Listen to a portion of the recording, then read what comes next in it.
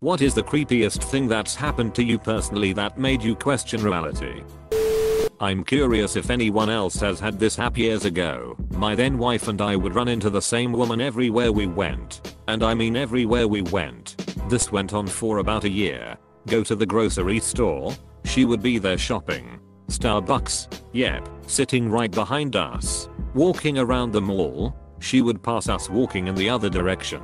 Movie theater, she'd be behind us in line getting popcorn. The creepiest encounter was while driving on the freeway. My wife looked at the car next to us and screamed.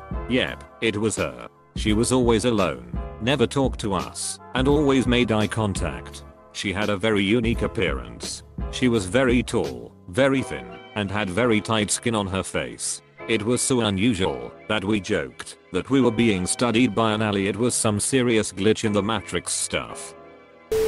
It was years ago when I was about 17. I had gotten home from school and wasn't feeling well, so I spent the rest of the day just laying on the couch. By about 8 p.m. I was feeling even worse and decided I should just try to sleep whatever it is off. So I go to my room and get in bed and pass out pretty quickly. I don't know how long I was asleep, but I suddenly woke up in my pitch black bedroom and all I could think was I'm going to die right now. My body was so weak, the room was spinning, and my body felt like it was on fire. I look over to the edge of my bed, and sitting on the edge is my grandmother, who died just a few months ago. She pats my arm and says it's going to be okay. Just call for your dad. Try it. Call for your dad. So I start calling for him, and it felt like an eternity, but he finally burst through my door and asks what's wrong. I look over, and my grandmother is gone. After that, he gets me up and takes me to the ER, where I have a fever of 106F, which explains a lot. I had to get a ton of fluids and a shot in my hip, but I eventually felt okay-ish. Her being there felt so real. It was so weird. I know logically she wasn't, but it felt so real. That sort of messed with me a little. I loved her dearly, and her death was very sad. We kept her ashes in a nice urn in the house under a painting she had done herself. When I got home and passed by, I said thanks to her. I know it was the fever melting my brain and maybe some sleep paralysis, but it still made me question the afterlife and those sorts of things. When I was 12 or so and still living at my parents' house, I woke up in the middle of the night to pee. I got to the bathroom and heard what sounded like a party going on downstairs. Laughter, music, the sound of glasses being knocked together for a toast. The whole shebang. I thought it was weird that my parents had friends over so late and hadn't told me, but I decided to go and see who was there. Opened the door to the kitchen and the entire downstairs was completely dark and silent, not even a TV on. I was thoroughly confused, but the strangeness of the situation didn't really register, so I never told anyone. Years and years later I mentioned this to my dad, and he said he had heard them too. Turns out there used to be a small public bar in their home, which is over 150 years old. I guess some of the patrons decided to hang out for eternity. My cat hated me for the first 7 years we had him. He was a feral that was tamed by my wife and only accepted affection from her. My wife assured me that this was common for ferals. Then one day he suddenly warmed up to me and wanted me to pet him.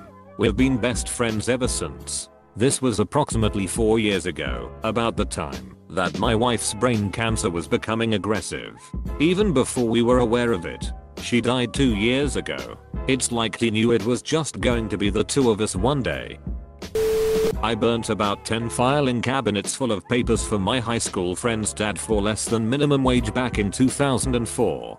Literally millions of lines of words, maybe even a million pages or close, just tossing them into a barrel burning. After a few hours, I victoriously tossed in the last folder. A little sprite of flame shoots out, and a singed fortune cookie looking piece of paper floats to the ground in front of me with the words only backquote, "What burns does not return, he still don't know WTF." The probability just is astronomical. It's not even that creepy, but the first time it happened was the first time I've ever considered that anything supernatural might be real. Very occasionally at my desk at work I hear breathing in my left ear. There's a wall behind me, a window to my left, but you can't hear any outside noise. I don't feel a breeze or anything, I just hear it. It's peaceful and sad, like a sigh. My first thought was air conditioning, but it's such a clear sound that just cuts through everything, as if it's coming from a whole different world to the general office noise. It's very definitely only in my left ear and I never hear it anywhere else. Every time it kicks in I very calmly just get up and leave my desk for 5 minutes, and when I come back it's gone. I've related this before, but I'll repeat it again. I can think of a few things that happened in my first year of college. I used to live in an apartment kind of place on campus with 3 other people. We all had our separate bedrooms, but shared a living space. It was on the 7th floor. To give a better idea, once, I woke up at around 2 AM to find that my phone was automatically playing a song. I closed the app, but it happened 2 to 3 times again. I would have put this down to my phone being weird, but then one of my roommates told me the exact same thing happened to her as well. This wasn't all. A few days later, I woke up to a beeping sound coming from my phone, and when I checked, it was apparently a sound recording. The duration showed as 000 though, which meant that it shouldn't technically play at all. I deleted it immediately. Another time, my roommate and I were watching a movie and had stayed up till 3. It ended and she went to sleep. After a few minutes, she burst into my room and asked me what I was doing. I was confused because I was just lying in bed, reading. She said that she heard very weird noises from the window, which she assumed I was making to scare her or something. I went to her room and it sounded like heavy breathing / sighing. I told her it is just the wind. We opened the window and saw that the trees etc were completely still. I don't have the same phone, room, or roommates anymore, even though I still stay on campus. Not necessarily creepy, but definitely made me question reality. I used to work in a gas station. One regular customer was like night and day. One day he'd be soft-spoken and shy, the next he'd be obnoxious. His cigarette preference also changed from day to day, but he always came in the same work truck with the same guys at the same time of day. One day, he walked in and went straight to the bathroom. A minute later, he walked in again and came to the counter.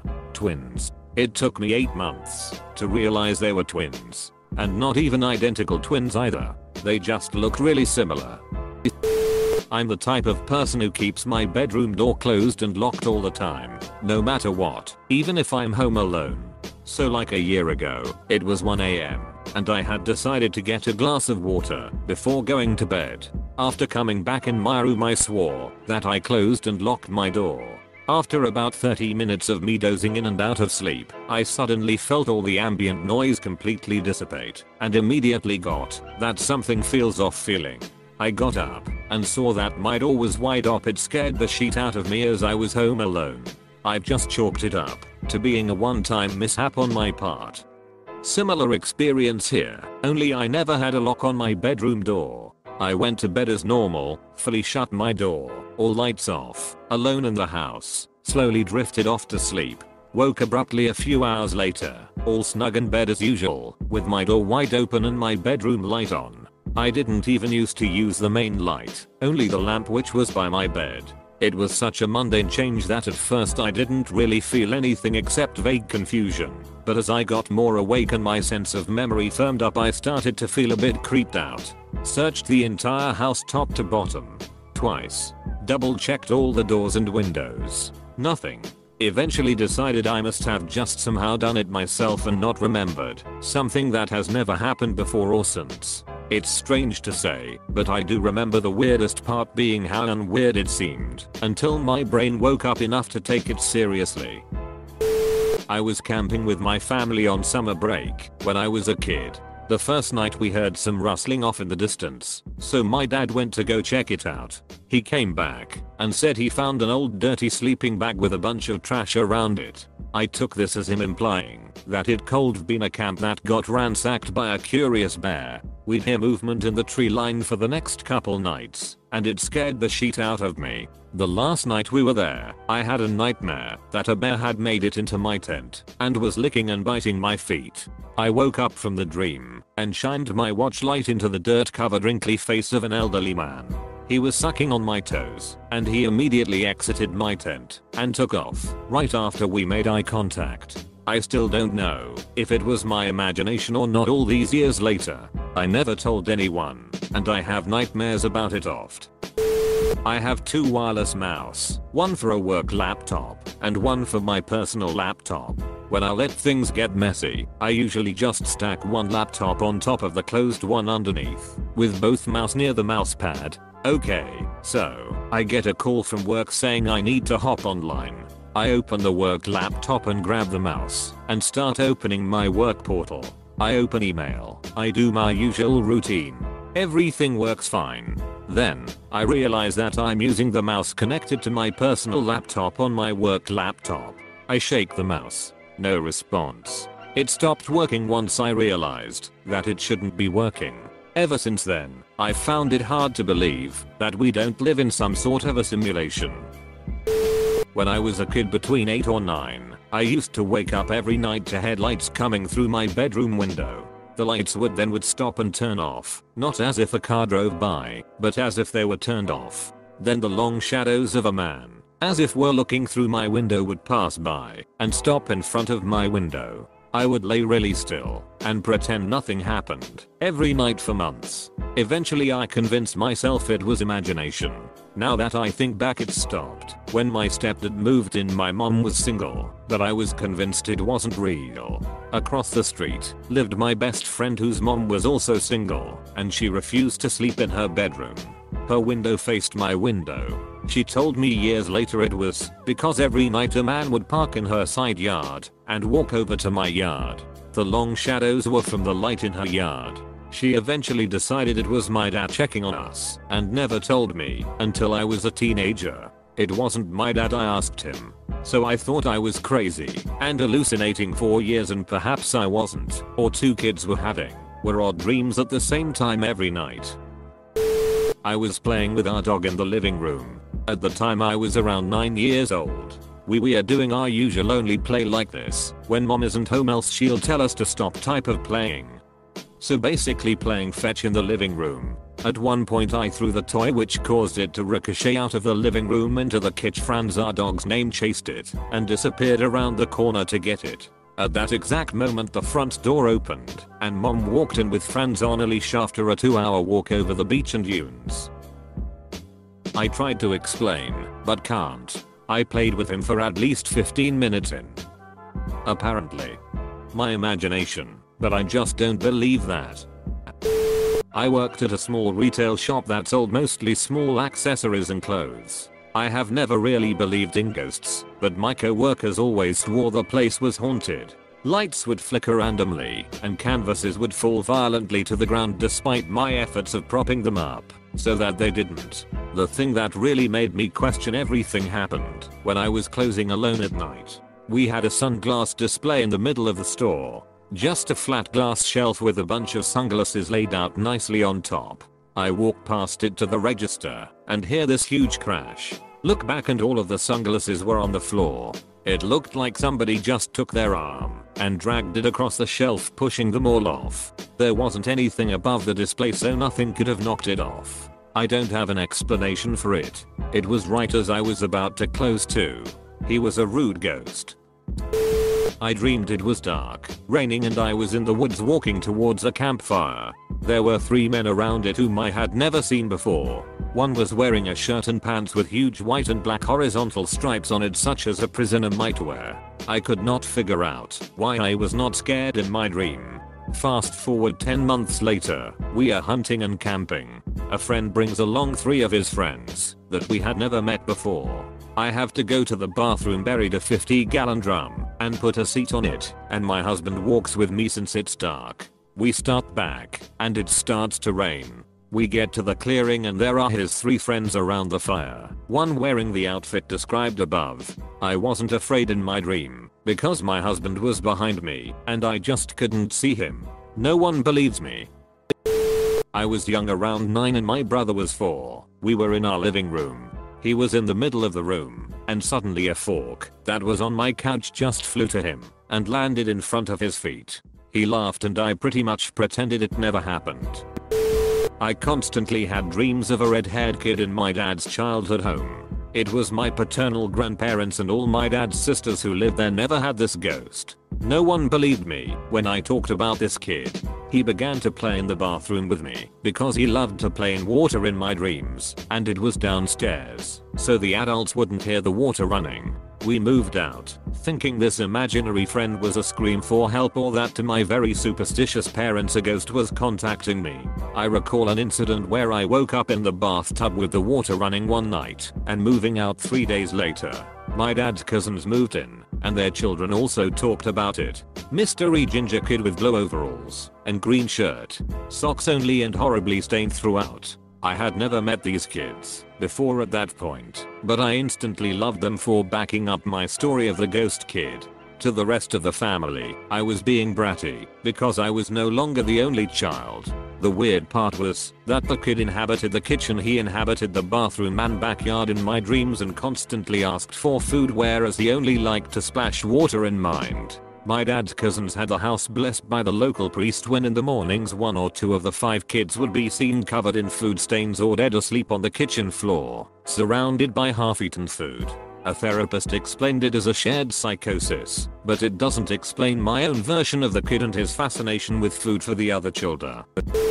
So, I'm a diehard atheist, but I can't fully explain this one. I have a big family, like really big. Last count, I had around 20 cousins. One day we were all hanging out in the family farm and decided to spend the night. We just did girls in a room and boys in another, and everything was going fine. It was around 4 in the morning when I woke up to one of my cousins standing by the door. The hallway light was on and shining on my face, so I could only see his outline, but I knew it was Josh. I asked him what was he doing and if he needed something, but he didn't move, and my eyes were starting to adjust. I could see more details, but I couldn't see his face. I was really sleepy and confused when the hallway light, Josh's shape, everything disappeared.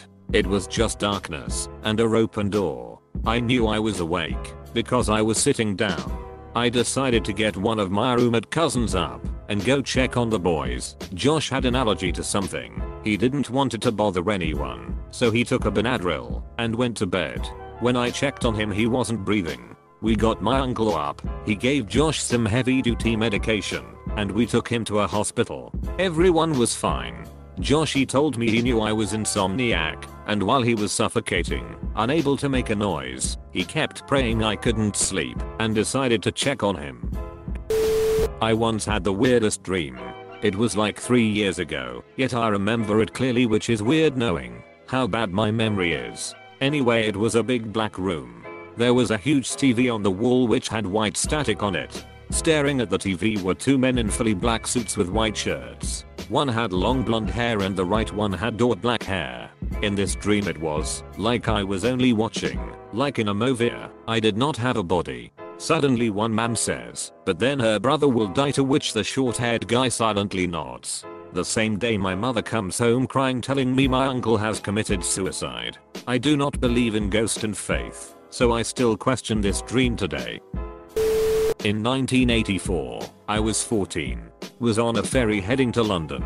I was talking to some guys from India. They said they were going to kill Indira Gandhi. Few months later she was assassinated. I think about that from time to time. Sitting alone as a young guy in the living room. Empty house with no one home. I'm holding a big cup of soda in my lap watching TV when an unmistakable voice, strong and clear, but only in my head, tells me to pour the soda into my lap. I was like, well, that's a strange stray thought to have, but then it said it again, and I felt my hand tipping. Next thing I knew, I poured the soda into my lap. I'm sitting there for a second staring at the ceiling wondering how big an idiot I'm to actually do this. When I look down, my lap is completely dry with no soda residue, and my soda cup is empty. I know, not that exciting, but I wish I knew what had happened.